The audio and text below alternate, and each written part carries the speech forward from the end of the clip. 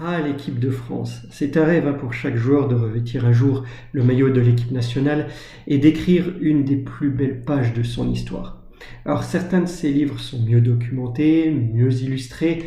On se plaît d'ailleurs à reprendre certains de ces tomes et les parcourir avec des amis, avec la famille, bref, à partager à nouveau ces moments.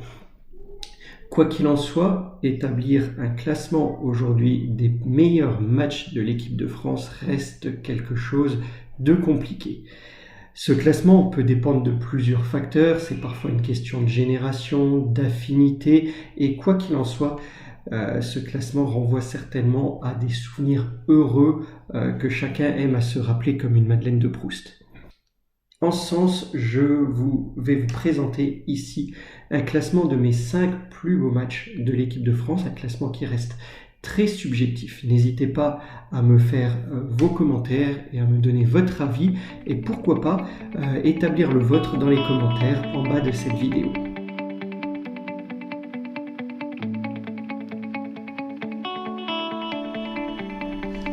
Bonjour les amis et bienvenue dans cette nouvelle vidéo. Je vais donc vous partager ici le classement, mon classement des 5 plus beaux matchs de l'équipe de France. C'est un classement, comme je le disais, complètement subjectif. Il ne se termine pas toujours par une victoire, mais il reste quand bien même dans les mémoires à chaque fois par sa dramaturgie, son scénario ou son engouement. Et je vous invite à découvrir cela tout de suite. Alors pour moi, le numéro 1 est France-Brésil en finale de la Coupe du Monde 98. Évidemment, comme pour beaucoup de Français, c'était un 12 juillet. C'est un match qui offre sa première étoile à l'équipe de France et conclut le parcours d'une génération dorée qui commence en 1994 avec la prise en main de la sélection par Aimé Jacquet et qui va durer plusieurs années. On voit déjà les effets lors de l'Euro 96, l'Euro 96 où la France fait un parcours que je qualifierais de très bon, en s'arrêtant malheureusement en demi-finale. Ah, Reynald Pedros, tu m'as fait pleurer devant mon écran ce jour-là face à la République tchèque lors des tirs au but. Bref, on voit déjà les prémices de quelque chose de grand avec une équipe qui se consolide au fur et à mesure des matchs et dont la force repose à cette époque essentiellement sur la défense, avec à gauche Lizarazu, à droite Thuram et au centre Desailly et Laurent Blanc. C'est une défense quasi imperméable.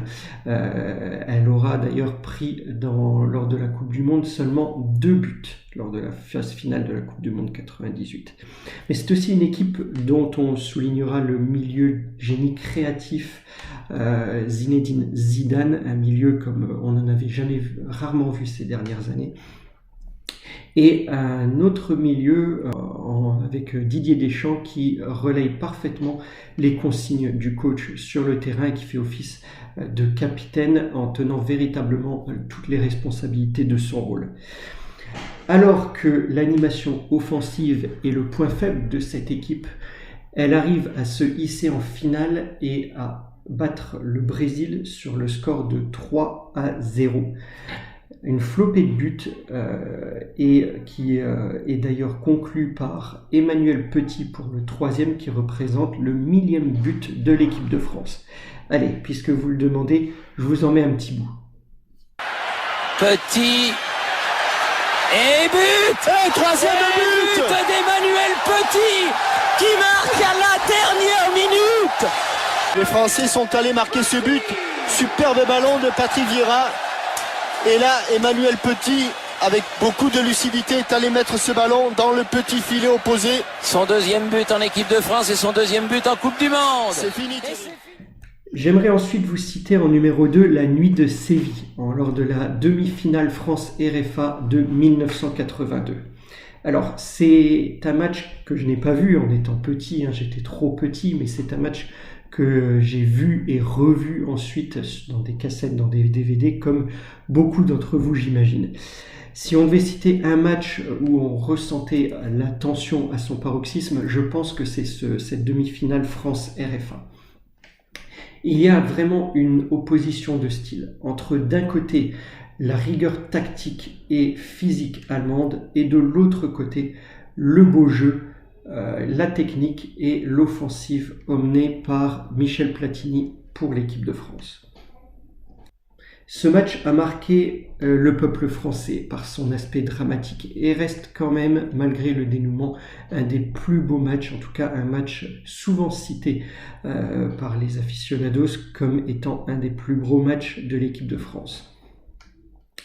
Pour le scénario, les Français et les Allemands terminent le temps réglementaire par un match nul, un but partout. Les prolongations commencent alors et les Français prennent un avantage qu'on pense décisif, un avantage de 2 buts lors de cette prolongation, mais se font rattraper au score par les Allemands pour terminer le match à 3-3. Image et merci à la Fédération française de football.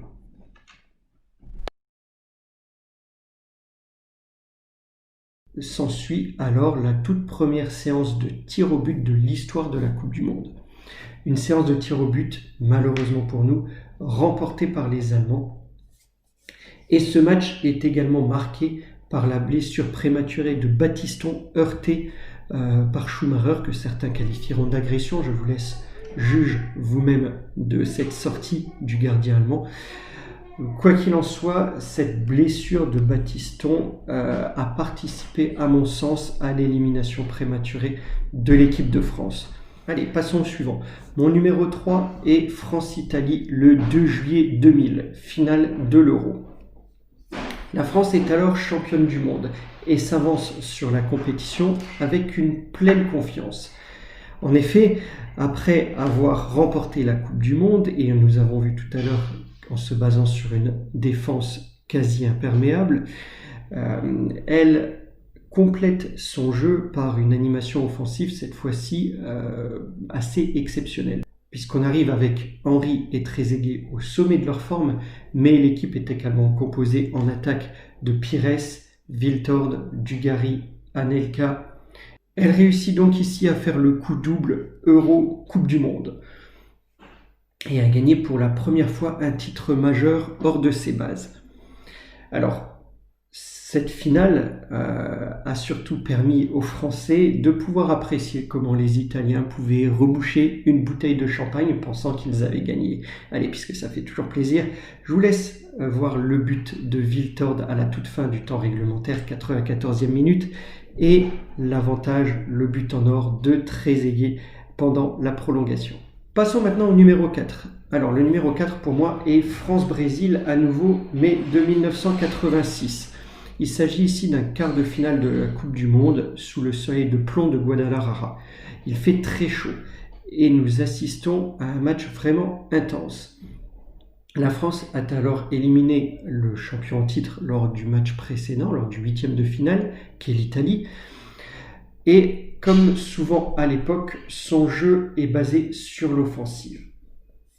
Le carré magique, Tigana, Giresse, Platini, Fernandez, fait alors des ravages sur les terrains de football. Et nous sommes champions d'Europe en titre. En face, le Brésil fait office d'épouvantail. C'est un favori, comme bien souvent quand il s'avance dans la compétition. Et son jeu est basé sur une touche de balle et très technique. Comme je le disais, il fait très chaud, ça s'en ressent sur la pelouse. Pour autant, c'est un match d'une rare intensité et très riche en qualité. Concernant le scénario, le Brésil prend l'avantage avec un but de Careca, mais est très vite repris au score par un but de Michel Platini qui fête le jour-là ses 31 ans et qui joue cette Coupe du Monde en étant blessé, on peut le préciser. La prolongation ne donne rien, malgré un jeu toujours aussi soutenu et un poteau du Brésil. Et c'est finalement au tir au but, à nouveau, que va se dénouer ce match. Cette séance de tir au but est marquée par de nombreux loupés, dont celui du triple ballon d'or Michel Platini, mais pour le Brésil, des loupés de Socrates et Julio César, qui finalement permettent à Luis Fernandez de marquer le tir au but décisif, sous les commentaires magiques de Thierry Roland et Jean-Michel Larquet. Le papa du petit Johan et qui a la qualification pour la demi-finale de la Coupe du Monde au bout du soulier. Ah, je ne regarde pas. Allez mon petit bonhomme.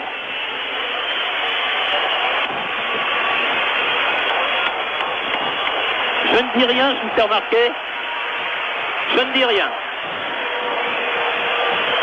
Allez Louis. Allez mon petit bonhomme. Ouais.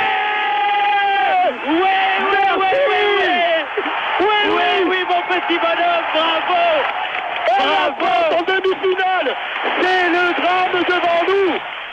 Allez, le dernier de ce top pour moi est France-Brésil à nouveau, mais de 2006. Image symbolique des légendes brésiliennes face à la légende française. C'est le match d'un homme, Zidane. C'est sa Coupe du Monde d'ailleurs, puisque c'est sa dernière Coupe du Monde. Mais là, c'est son match. Il éclabousse ce match par son talent. On connaît les qualités techniques des Brésiliens. Le jour-là, c'est Zidane qui était véritablement brésilien. D'ailleurs, de nombreux observateurs qualifient ce match, le match de Zidane, comme étant le meilleur de toute sa carrière.